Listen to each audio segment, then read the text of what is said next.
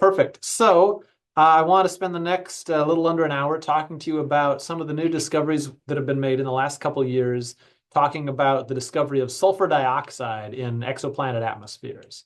And when I'm talking about exoplanets today, of course, there are lots of many exciting types of exoplanets. I'll be specifically talking about big gas giant planets. So planets whose atmospheres are really, we think, primary atmospheres as opposed to secondary atmospheres that formed much later in their evolution.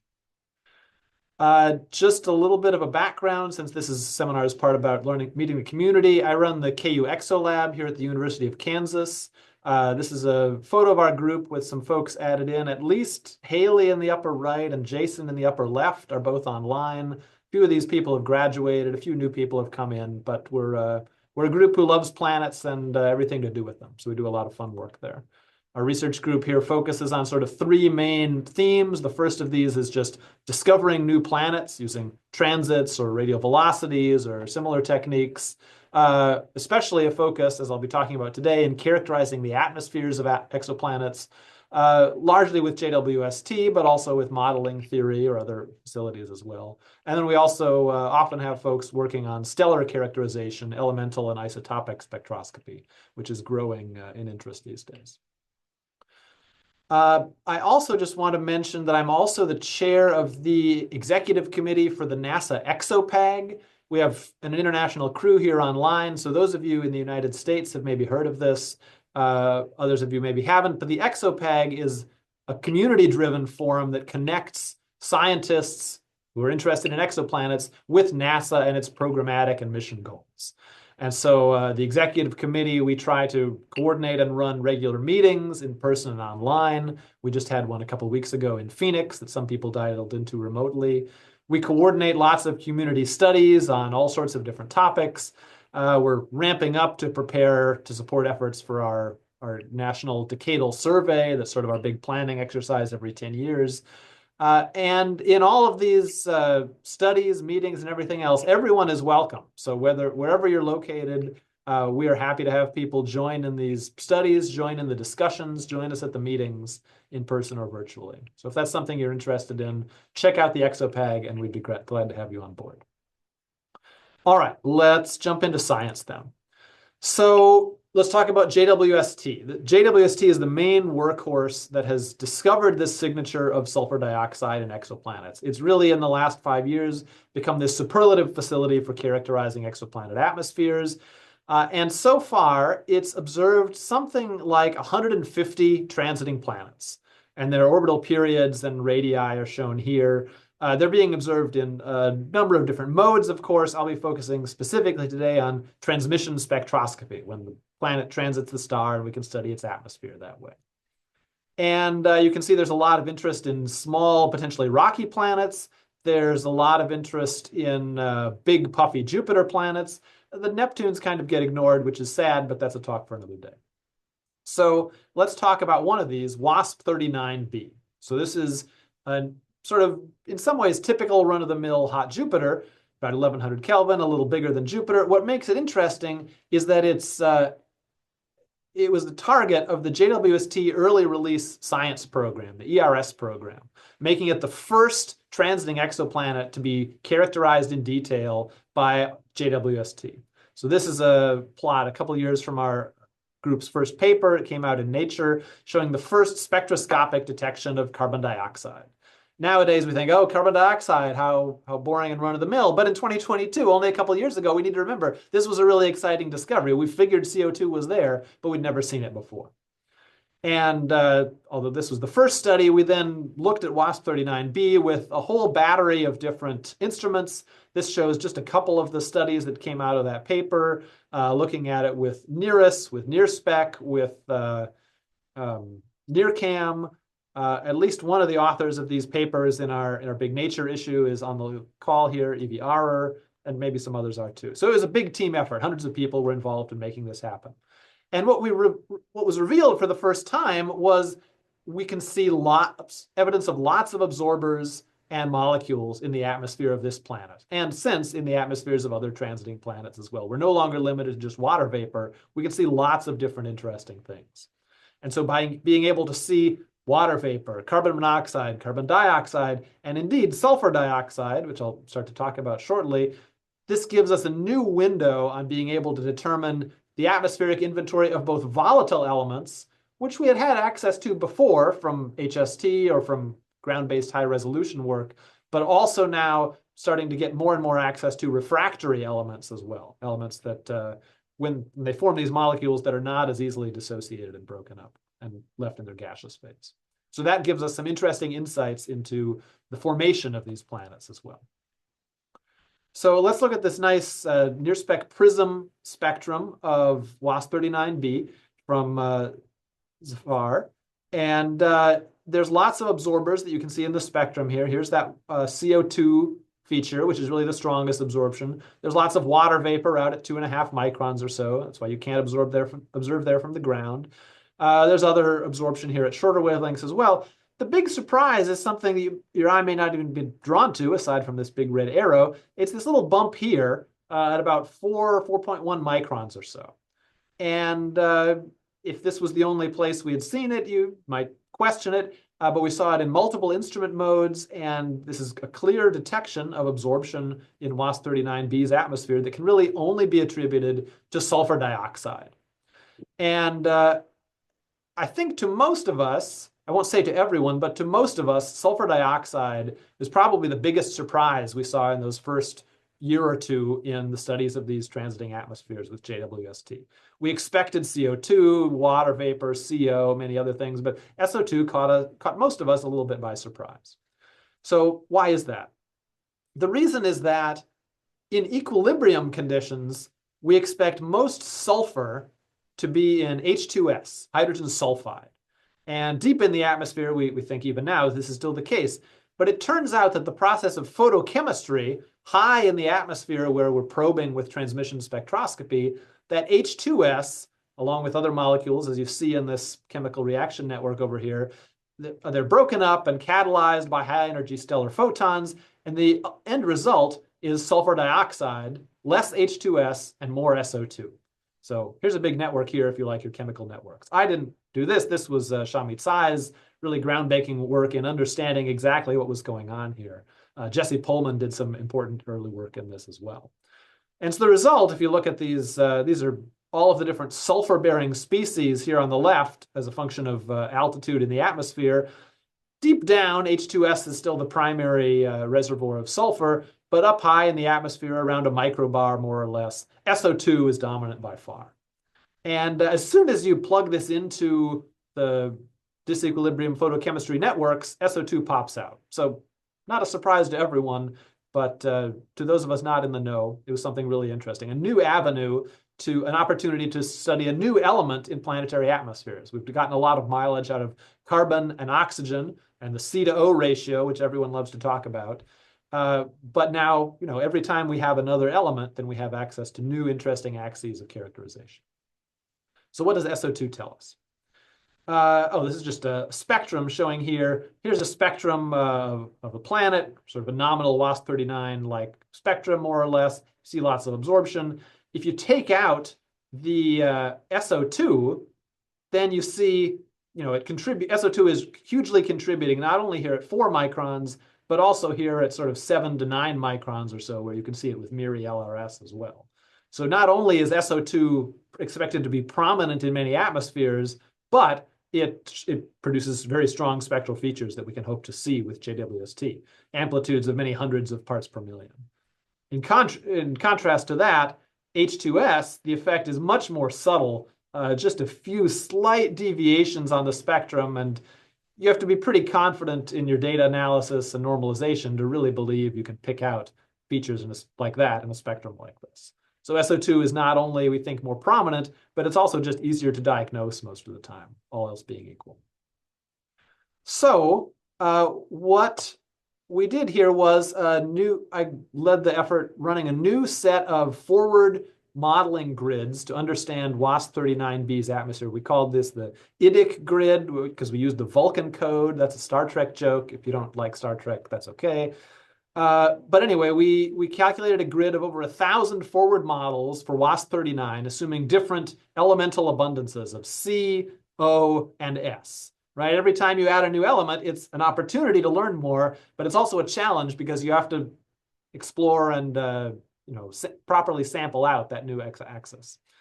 So we did all the usual things. You can read about this in the paper a couple of years out now. But the point was to explore what we could learn about WASP-39 and other similar planets from this new axis of sulfur characterization.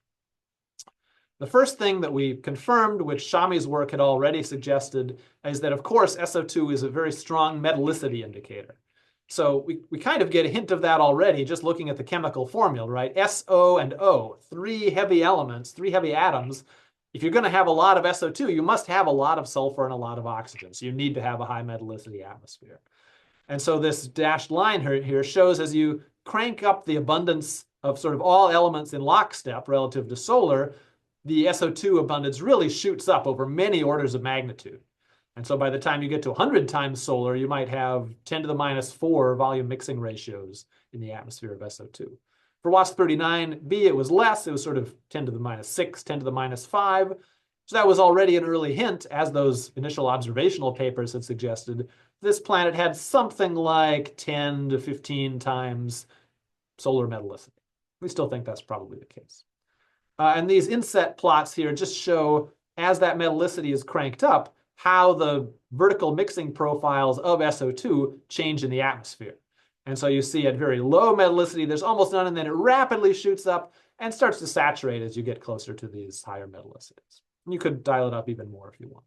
So a very sensitive metallicity probe. That's nice. It's nice to have a complementary probe of metallicity. Water vapor has been one we've used for a long time. CO2 works as well, but SO2 is now in another complementary metric for all of those. Of course, that's just a model. So a fair question would be, empirically, does SO2 abundance actually directly track metallicity in the atmospheres of giant planets? Well, Amélie Gressier and her team just last year led an excellent study on HAT P26b, where they actually compared our model curve here to data from all of the planets that have been observed so far. And so you can see there's some favorites here, like GJ1214b, where none was detected, just upper limits. WASP-121b, upper limit. But there's some of these that are more or less on this curve. At least one of them, WASP-107b, is very far off the curve. I'll come back to that one in a little bit. But at least it suggests that maybe there's some plausible suggestion that we're tracking metallicity, that we're actually learning something from all this effort. So that's good. Not only that, our grid let us not just explore how we crank things up with total metallicity, but you can actually investigate, well, there's no reason necessarily to expect that all of the elements are enhanced at the same level. What if carbon is enhanced more than oxygen? What if sulfur is enhanced more than carbon? We can explore all that with a grid like this. And so this is just a color plot here showing a 2D space of SO2 abundance, and you can investigate how the SO2 abundance changes relative to the carbon to sulfur ratio or any other ratio you care for. Of course, this is only for WASP-39b, so you might have to make different calculations to explore how this would behave in other planets. But it would probably behave qualitatively the same. So for example, the SO2 abundance decreases as the C to S ratio increases. So by measuring SO2 and all these other molecules, we get a handle on lots of different elemental ratios. We can compare that to the host star, our own solar system, other things like that. Now, this is interesting because modern state-of-the-art planet formation models have come a long way since their early days. So they're now regularly tracking the total inventory of all sorts of different kinds of elements as their model planets are forming out of the nebula, accreting their solids and accreting their gas. And so there's actually various groups have their predictions of models that form through different pathways, what their final elemental abundances should look like in the atmospheres of those planets. So, the carbon to nitrogen ratio or the C to O or all sorts of other elements here, iron, magnesium, silicon, all sorts of things. So we can track these sort of abundances by comparing to the models. And finally, we can measure things beyond just the C to O ratio. And so we can actually maybe hope to learn something about planet formation. At least that would be a nice goal. So another thing we realized in this paper back in 2023 is that these ratios relative to sulfur might be one of our first opportunities to diagnose some degenerate combination of planet formation location and the dominant mode that these planets accreted their materials. So these lines here show C to S, O to S, and C to O from a suite of models by Schneider and Beach, showing, depending on where the planet forms, what sort of atmospheric abundance ratio you expect for these different things. And all of these models here, we're assuming pebble accretion for the solids and gas accretion, of course, for the gas. And so these generally predict high C to S and O to S ratios. C and O being volatile, sulfur being at least something closer to a refractory. So relatively high volatile to refractory ratios with pebble accretion. On the other hand, some other models that had recently come out when we wrote this by Turini, Picchetti, and their collaborators predicted almost uniformly low, almost uniformly stellar levels of volatile to refractory enhancement. And these were models that assumed planetesimal accretion delivered most of the solids, and of course gas as well to make these gas giants. So this perhaps presents a testable hypothesis that if you can measure C to S, O to S, and C to O, maybe that will tell you something about where and or how your planet formed. Of course, you'd like to have lots of different model suites, not just these two. These are sort of two limiting end cases, right? Probably no planet has only planetesimal accretion and no pebbles, or vice versa. Probably it's a mix. But anyway, this lets us set a bound on the problem. So with planets like WST39b, we can now go out and actually see where things come in there. So when we apply our IDIC grid models to WST39b, the result is what we get here. So we get C to O ratios that are actually a little bit subsolar, and C to S and O to S ratios that are a bit enhanced relative to the solar values. You shouldn't put too much stock in this because this is just one man's models. I remain hopeful that Luis Wellbanks is going to finish up our big ERS model synthesis paper, and that's really going to tell the full story of what's going on here. But anyway, for now, taking my values, we can compare my O to S, C to S, and C to O ratios on this same plot. And do they tell a clear story? Maybe, maybe not. I mean, the O to S and C to S are enhanced a little bit. The C to O is lower than any of these models really predict. So is that evidence for pebble accretion? Is it evidence that we need more models? Unclear. As always, you know, we observers at least can agree it's evidence we need more data, and probably we need more models as well. So maybe pebbles, maybe not. There have also been SO2 detections I mentioned in another number of other planets, so you can do the same sort of analysis for GJ3470b, where the SO2 feature is a little bit tougher to see, but then it is just a Neptune. A more complete spectrum, of course, could provide tighter constraints on planets like Neptune size type planets. This plot Caroline made, I think she's on the line here too, so thanks for that, Caroline. So maybe we'll get better constraints on planets like that. And then I also want to go back to WST107b, which I mentioned here, which is a distinct outlier in this sort of metallicity SO2 abundance trend. Well, WST107b is interesting because it's another planet that has also been characterized, its SO2 has been characterized by two different instrument modes. But unlike WST39b, where we see consistent SO2 values, actually the spectra for WST107b look significantly different. So here's the NIRCam spectrum from Wellbanks et al., and here's the NIRSpec spectrum from Singh et al., both in 2024 now. And you can see that although they both see SO2 and they both see CO2, the shape, for example, of this water feature and the transition between the water hole and the water absorption is very significantly different between these two analyses. And I really haven't seen this reconciled in the literature to my satisfaction yet. It would be interesting to know what is actually going on here. But anyway, you can imagine if you use one of these data sets rather than the other, you might get very different elemental ratios, as indeed we do. So I would say the jury's still out on exactly what WST107b tells us about atmospheric composition.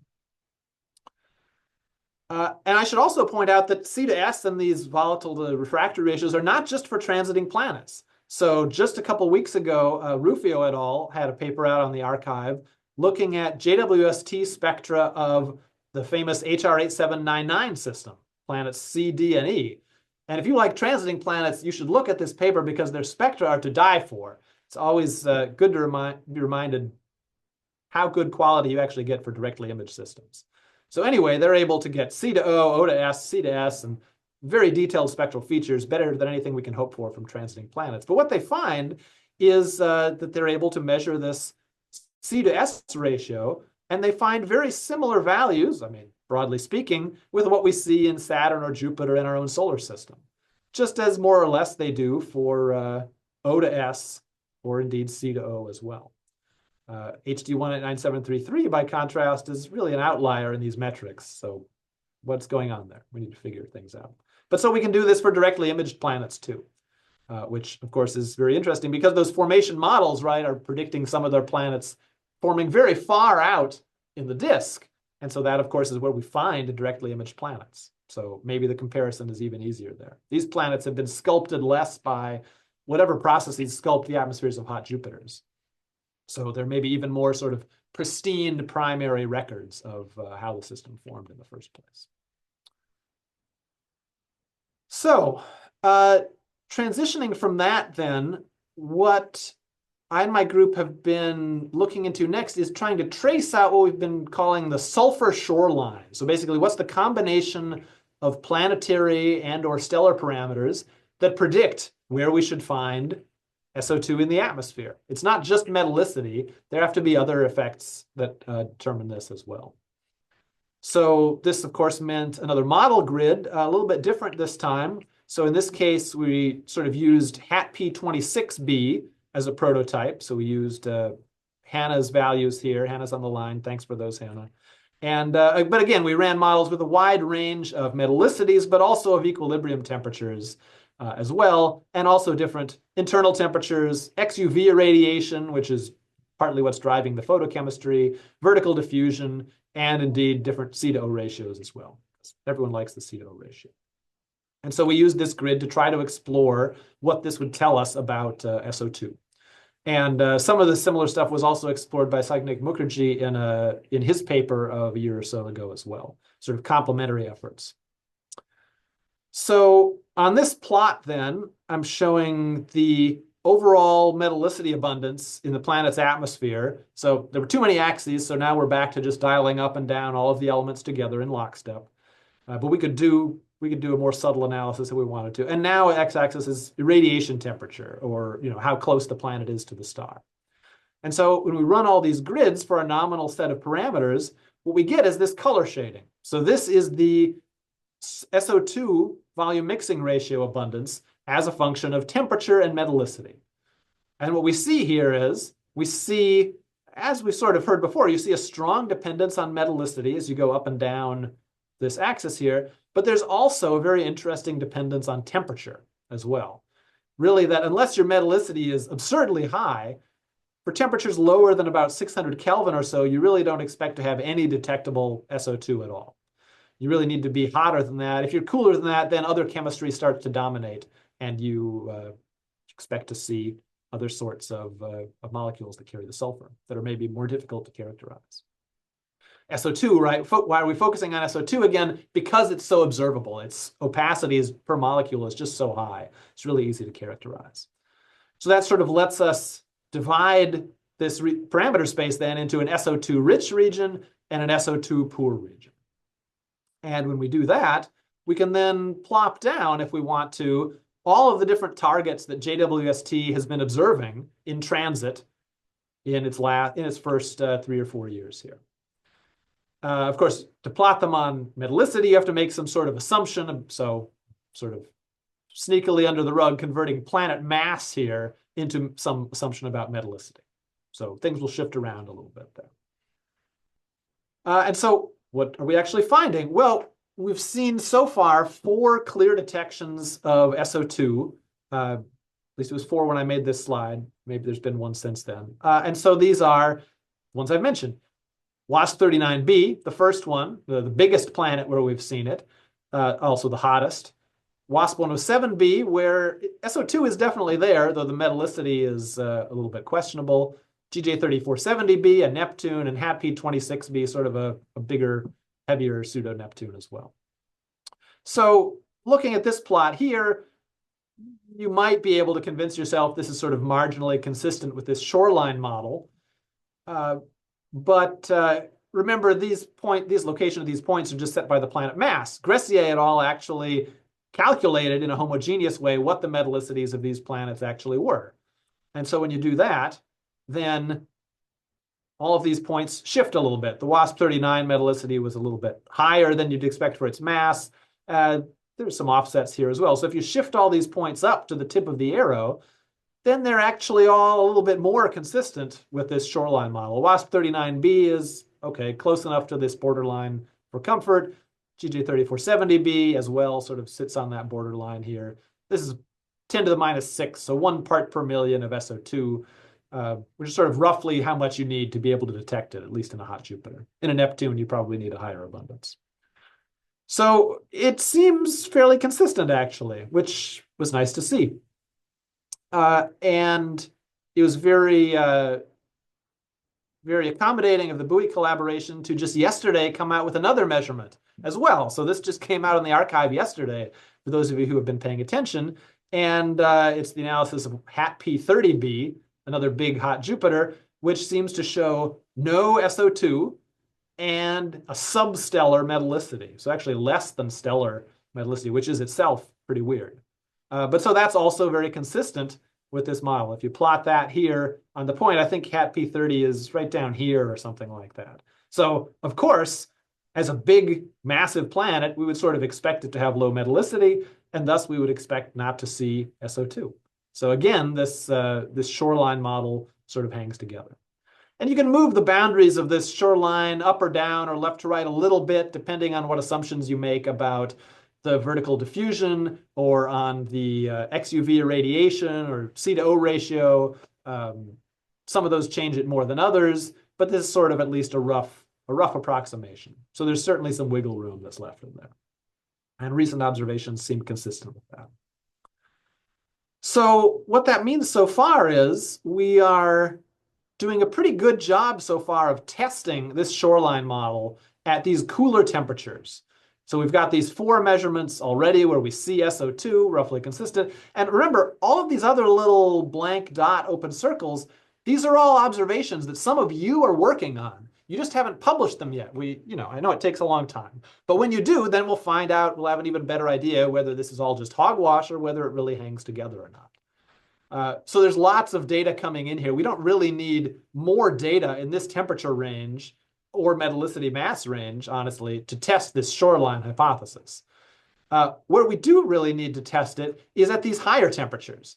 So there's really no small little open points over here anywhere close to this predicted boundary, meaning there are very few existing approved observations that are going to let us test whether this theory is really holding together at these higher levels of irradiation.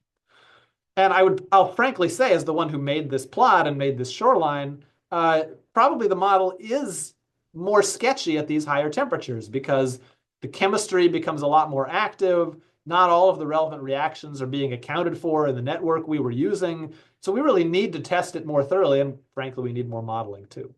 So if we're going to test this sulfur shoreline, where we really need to do it is by testing it more at these higher temperatures. There's just not much going on out here in these outer regions here.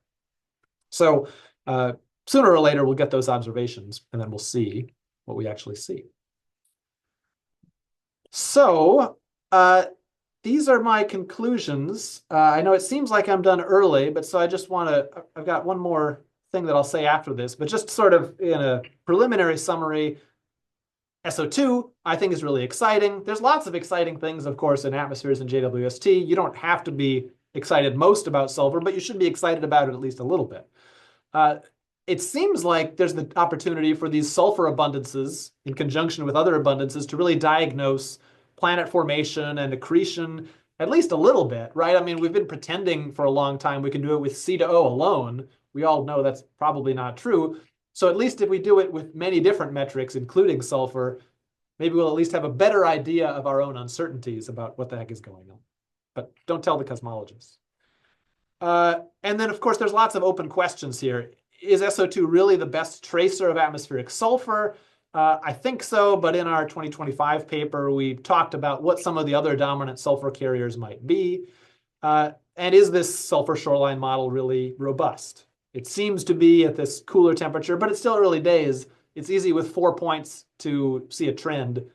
So as the data continue to come in, as you all continue to reduce those spectra and we get more data, then we'll see if it really holds up. So, but before I finish, I wanted to talk briefly about something completely different. So that is the Lazuli Space Observatory. So this is something very different. This is something that was announced at the AAS meeting in Phoenix just 2 or 3 weeks ago. This is a planned, fully privately funded 3-meter unobscured space telescope being called the Eric and Wendy Schmidt Observatory System. There's a whole paper, a great paper by Arpita Roy and many others talking about the sort of rough overall plan for this. And I'm not going to talk about it in detail, but it's the plan, at least as described, is to have an open observatory that is privately funded. So if that could really work, you know, I don't think any of us would turn up our noses at having more access to space telescope facilities.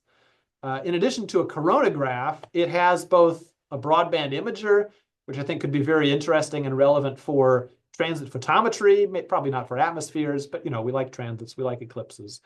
But maybe it does have an integral field spectrograph with a very broad simultaneous wavelength coverage, single shot, 400 to 1700 nanometers.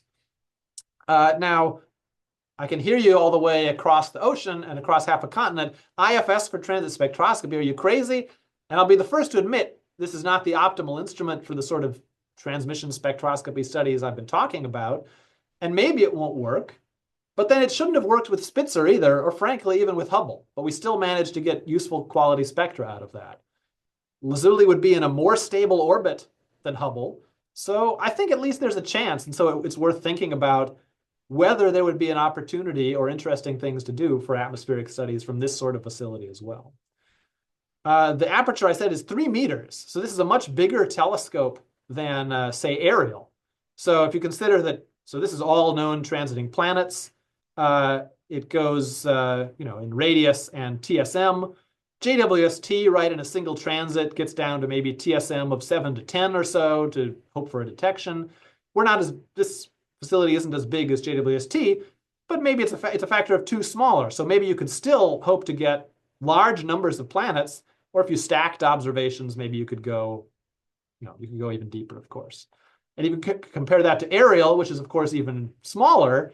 This top bin here, the green and purple histograms just show the number of planets above the purple line and the green line. And so you're something like a factor of 2 greater number of planets you could access than ARIEL will be able to. Of course, ARIEL is dedicated, so maybe it still wins in total numbers, but there's still something to be said for enhanced sensitivity as well. And I think these are actually, there's a really exciting opportunity here for some great complementary science. It's not really a competition, right? We're working together. JWST, so HST, okay, HST is old and it has tried its valiant best, but the data are pretty noisy, especially toward these shorter wavelengths. These little red points here show that the JWST prism mode can, or SOS, can get down to 0.6 microns, more or less, maybe even a little shorter. Data quality is low, but here we're really talking about an optical optimized spectrograph that would go from 0.4 microns or so all the way to 1.7. I mean, this is just a figure from the paper. And down here, these brown points are sort of simulated spectrum from ARIEL. So ARIEL has great spectra sort of beyond 1.7 microns or so, but its spectral resolution is pretty low because of various necessary compromises at these shorter wavelengths, exactly where Lazuli would have this IFS mode. So I think it's worth all of us thinking about what we could really do with the combination, you know, a real dynamic duo of ARIEL and Lazuli to get really full panchromatic spectra of these transiting planets going all the way down to 0.4 microns or so. See, in the chat, Hannah asks, can we push that wavelength a little shorter? Of course, I would love to, but I don't know if that'll be possible or not. It would be great. So something to think about here. So with that, I will leave up my original conclusions and thank you all for this opportunity, and I'm happy to take questions.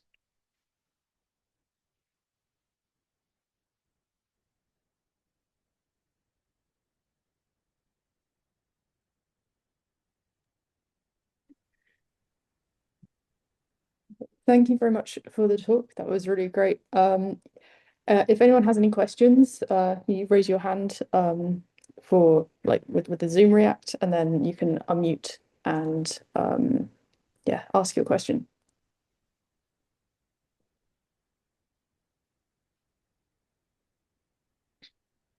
Yes, Hannah. I'll jump in straight away. Hi, Ian. For your SO2 phase space, when you're looking at those hotter planets, when you're looking at those higher temperature regions, what's the expectation that some of their metallicities will actually be higher than predicted for those larger and slightly hotter planets, which would push them into the SO2 regime? Can you explain a little bit more? You're saying, would we expect hotter planets to be higher metallicity? Yeah, so you had quite a lot of dots on that figure, which were in those higher temperature regimes, and you were saying that none of those have really been published yet, and that's a region that we really need to be looking at, probing that dependence, that kind of trend that you've been showing. That's right. And a lot of that is that you've got this metal abundance, which is expected to be low for those planets. Right. Right. And every single one of those open dots where they're not published, they don't necessarily currently have metallicity, metal abundances. What's the expectation that a load of those dots will actually move up into the higher metallicity regime and actually do fill in your phase space a bit better? Yeah, that's certainly possible. I'm happy to admit that predicting metallicity from mass alone is a pretty questionable endeavor. We just used Louis Wellbanks's old mass metallicity relation to make the plot. I guess they'll just come in where they come in. Of course, I'm not so interested in, say, filling up with little observational points these dark regions up here where we predict tons and tons of SO2. I guess I'm really more interested in filling in the parameter space near and around this predicted boundary and seeing what happens then. And then, we'll assess and get more observations, of course. So I suppose my opposite to that is, do you think it's possible to fill that boundary, and given the predicted metallicity of these higher temperature planets? Yeah, so it's I think two things. It's partly that hot planets with masses of 30 Earth masses are not so easy to find, right? It's the Neptune desert, essentially. So there's really a smaller number of available targets. But even relative to occurrence rates, it has seemed like the JWST tacks are more inclined to go for the biggest planets and the smaller ones. And we've observed fewer Neptunes relative to their occurrence rates. So I think we need to correct for that and observe some more Neptunes. There are some possible targets out there. We just need to go and look at them. Cool. Thank you. Thank you. Any additional questions? Cyril. Hey, awesome talk, Ian. Great to see how far we've come since the mystery bump in WASP 39b. I have a question about other aspects of SO2. So yeah, of course, SO2 is one interesting avenue about it is that we can constrain the sulfur abundance with it. But another interesting avenue of the molecule is that we know it's only produced in the day side because of photochemistry. So in transit, any SO2 we observe will have somehow, by some degree at least, have been transported towards the terminator. So, admittedly, it's very hard to constrain the three-dimensional atmospheric dynamics of these planets, especially the cold ones, because they're on longer orbits, so you can't really measure a phase curve. But just wanted to have a feeling for your take on by how much three-dimensional effects, not just the vertical, but the horizontal mixing, can change this SO2 shoreline. Yeah, that is a great question. I know there's some GCM people on the line, so they would be upset with me if I don't mention that, of course, all my models that I've talked about here are just simple 1D models, and planets, as you say, are three-dimensional things. So I think what you said is right.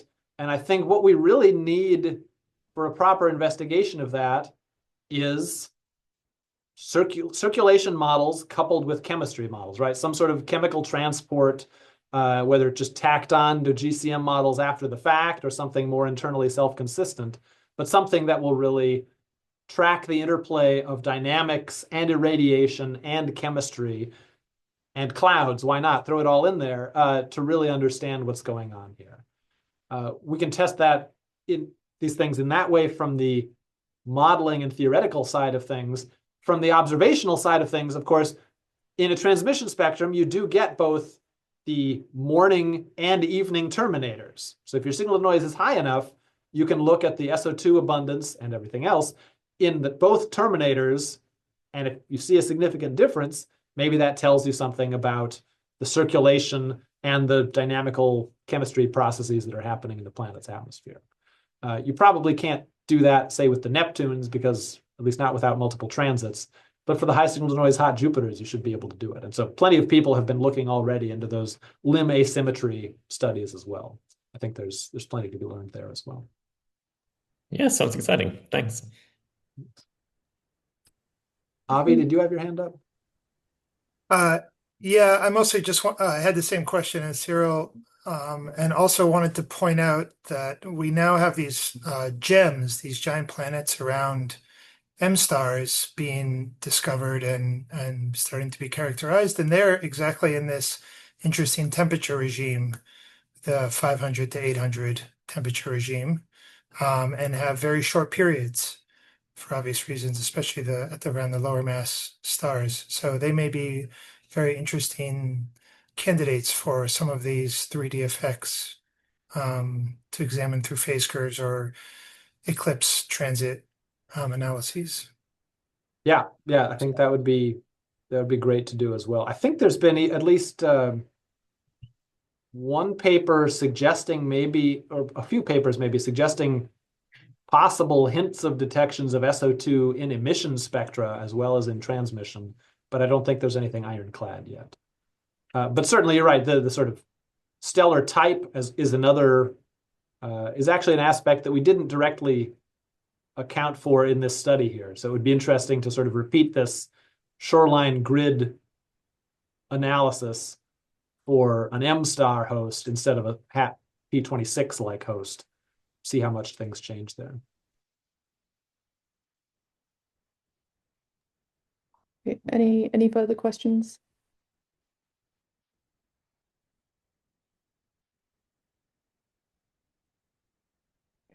In that case, can we thank Ian again?